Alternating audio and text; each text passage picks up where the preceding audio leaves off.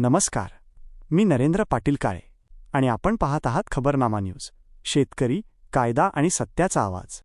मामा, तुम्ही तुमचं कृषी खातं तुम्हाला सगळं महाराष्ट्र मामा म्हणतो, पण तुम्ही शेतकऱ्यांना मामा बनवले नाही हो. सांगतो ना मी, तुम्ही जे सांगितलं कृषी यांत्रिकीकरणामध्ये तुम्ही लॉटरी काढली, 36 लाख अर्ज आले, 36,03,338 अर्ज आले. तुम्ही काय केलं?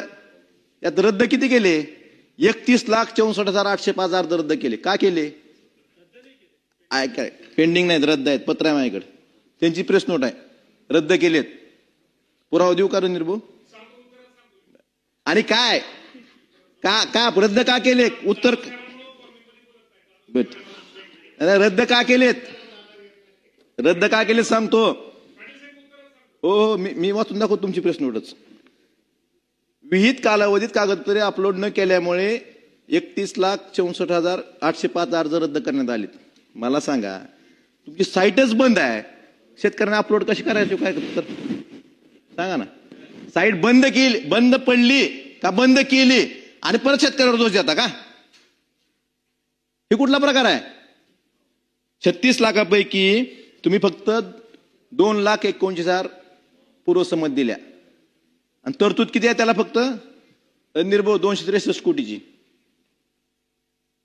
म्हणजे तुम्ही 94% अर्ज रद्द केलेत. मला सांगा, एखादा शेतकरी ऑनलाईन मागणी करतो यांत्रिकीकरणात कुठल्याही घटकासाठी, त्याला गरज असल्याशिवाय मागणी करतो का? तुम्ही ज्या दिवशी लॉटरी निघाली त्या दिवशीच साईट बंद करून टाकली.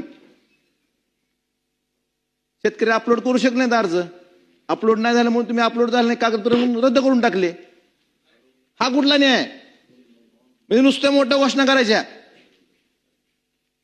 म्हणजे कुणाला फसवताय तुम्ही? शेतकऱ्यांना. तुमच्याकडे तरतूद नसलं करू नका ना, पण उगाच मोठी स्वप्न दाखवायची. बरोबर आहे, पण मामा असं शेतकऱ्याला मामा बनवू नका अशी माझी विनंती आहे तुम्हाला.